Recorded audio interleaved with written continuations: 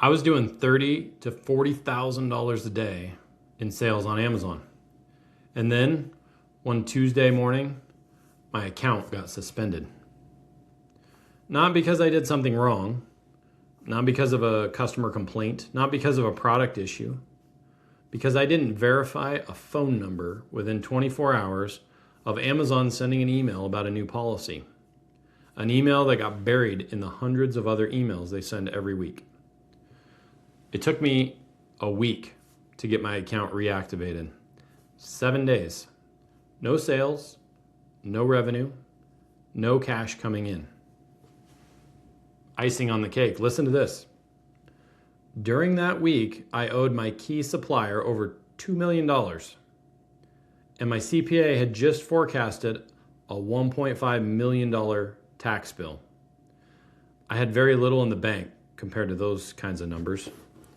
So as long as the system kept running, everything was fine. It was great. But the system stopped running over a phone number. This is the Wealth Cockpit, and I'm Brent Neely. Today we're talking about the concentration trap, the thing that makes successful business owners more financially fragile than they even realize. If you listened to episode 1, you may know my story. I left a fourth-generation family business. I built e-commerce companies on Amazon, designed them to be scalable, had a lot of success. I had real income, real freedom. I was living exactly the life that I had planned and designed. But here's what I didn't tell you in that episode. That same year, my CPA forecasted that $1.5 million tax bill. I was also carrying over $2 million in payables to my primary supplier. My cost of goods was about 45%. I was making 15 to 20% net margins, which is very strong. But every dollar of growth ate cash. Inventory, taxes, more inventory. Almost all of it ran through one channel, Amazon. One marketplace, one account, one set of rules that I didn't write. I couldn't even negotiate. And those rules could change at any time without my permission. In this case, without me even knowing. Now, as long as everything kept moving, it worked great. It was fantastic. Cash in, cash out, margins were solid, business was growing. But I was standing on a very narrow ledge. I just didn't feel it because the wind hadn't blown yet. And then it blew.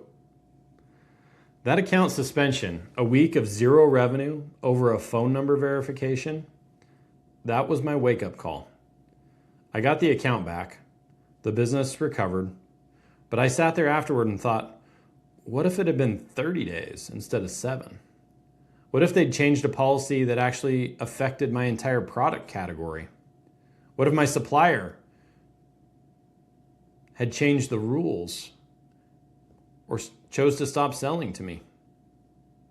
So I had a massively successful business, and I was one bad week away from a crisis. That is a concentration trap. So now here's why I'm telling you this. Not because my story is unique, but because it isn't. If you're a business owner listening to this, there's a very good chance you're in the same position I was. Maybe not with Amazon. Maybe it's your business yourself, your practice, your firm, your agency, whatever you've built. Let me ask you a few questions, and I want you to actually answer them honestly, just in your head. What's the percentage of your net worth that's tied up in your business? If you had to guess, and most people know this number intuitively, even if they've never written it down, what percentage of everything you're worth lives inside one asset? For a lot of business owners, that number is 70, 80, 90%. Some of you, it's basically 100. Your business is your net worth. Everything else, your house, your retirement accounts, maybe some stocks, that's the margin. The business is basically the whole thing. Second question. If your business stopped generating revenue tomorrow, not forever, just for 90 days. How long could you maintain your lifestyle? Most business owners I talk to, if they're doing really well, get uncomfortable at about 60 days. A lot would get uncomfortable at 30. Third question, how many income streams do you have that don't require your presence? So maybe you are the concentration. Your activity, your contribution to your business is the concentration. What if you got sick and you had a major health issue and you weren't able to show up to your business for 90 days? So if you answered 1 or 0 from that last one, how many income streams do you have? That's the trap. It's exactly where I was. I was making great money. I was feeling successful. I was so smart and completely concentrated in one thing that I didn't control. So here's what changed my thinking. And it wasn't another business book. It was data. I started looking at how family offices allocate. Not individual investors, not retail financial advisors. Family offices, the organizations that manage wealth for the ultra high net worth. Families with $50 million, $100 million, $500 million. And their main goals are to protect and preserve capital and then grow it. But what I found was striking. So organizations like Tiger 21, UBS, KKR, they publish data on how the wealthiest families in the world structure their portfolios. And there's a consistent pattern. No single asset class ever exceeds 40% of total net worth. Ever. Let me say that again. The wealthiest families in the world, people who could put everything in one thing and probably be fine, they never let any single asset represent more than 40% of their wealth. So here's what a typical family office allocation looks like. Public equities and stocks, 20 to 30%. Not 50, not 70, 20 to 30. Real estate, total, 25 to 35%. And within that, private real estate, syndications, direct ownership, or funds represent 15 to 20% on its own. Alternatives, which is venture, hedge funds, 15 to 25%. Fixed income, bonds 5 to 15, cash 5 to 10%. So now compare that to the average successful business owner. 80 to 100% of net worth inside their business. Maybe some equity in a house, maybe a retirement account they haven't looked at in a couple years, maybe some stocks in a brokerage account their brother-in-law recommended. The gap between how the wealthiest people in the world allocate capital and how most business owners allocate capital is enormous. And it's not because business owners are dumb, it's because they're busy. They're focused on the one thing that's working. They're reinvesting in growth. They're paying down debt, and they're doing all the things that feel responsible. But they're building a bigger and bigger tower on a single foundation. And they don't realize how fragile that tower might be until the wind starts blowing. I didn't realize it until Amazon suspended my account over a phone number. So let me make this concrete. Let's walk through a hypothetical, and I'll tell you right now, this hypothetical is based on real conversations that I have with business owners. So let's say you're a business owner. You build a company doing $3 to $5 million a year in revenue. You're taking home at $500,000, maybe $700,000.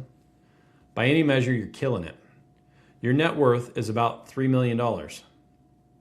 Here's how it breaks down. $2.5 million of that is the value of your business. Inventory, equipment, goodwill, receivables, it's real value, but it's locked inside the business. You've got $300,000 in equity in your house. You got a couple $100,000 in retirement accounts and maybe some stocks. So in this example, that means that 83% of your net worth lives inside one asset, one business, one industry, one set of customers, one set of risks that are all correlated. the business has a bad year, it all goes down together. Compare that to the family office benchmark, maximum 40% in a single asset. And you're at 83. Now let's stress test it. What happens if your industry has a downturn? What happens if you lose a key client that represents 20% of your revenue? What happens if a competitor enters your market and compresses your margins? What happens if you have a health issue and you can't show up for 3 months? Your business value drops, your income drops, your lifestyle is at risk, and you have almost nothing outside the business to fall back on because you've been reinvesting everything back into the thing that's now under stress. This is not a failure of ambition. That's a failure of allocation.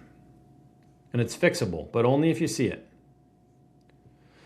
So what did I do? I started moving capital out of my concentrated position and into real assets, specifically commercial real estate. Initially, it was government leased office buildings, which I still own several of. But multifamily apartment buildings are where I currently think the best opportunity is. Assets that generate cash flow, independent of my business, that benefit from inflation instead of being hurt by it, and that come with tax advantages that actually reduce the tax bill that was crushing me. That year, with $1.5 million tax forecast, commercial real estate brought it to zero. I talked about that in episode 1. But here's the bigger picture, the one I want you to take away from this episode. Today, my portfolio looks completely different than it did during my e-commerce days. I have ownership in 12 different large multifamily projects. Today, my portfolio looks completely different than it did during my e-commerce days.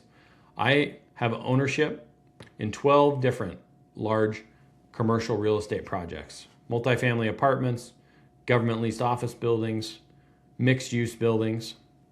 I have some stocks, I have some precious metals, still make income from my business, but my wealth is distributed. Here's the test. If any single one of those income streams totally disappeared tomorrow, I wouldn't really notice.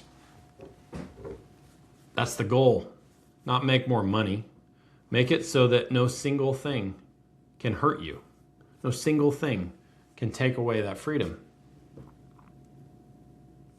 So that's how the wealthiest families in the world think. Not how do I maximize returns? How do I build a position where I'm resilient no matter what happens? And look, most people listening to this aren't as over-concentrated as I was.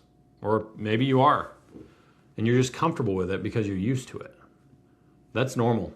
When the business is working, concentration doesn't feel like risk. It feels like focus. It feels like commitment. But commitment and concentration are not the same thing. You can be fully committed to your business and still build a wealth. But committed and concentration are not the same thing. You can be fully committed to your business and still build a second wealth engine outside of it. In fact, that's exactly what the smartest operators do. So here's what I want you to do after this episode. And it's not a sales pitch, it's diagnostic.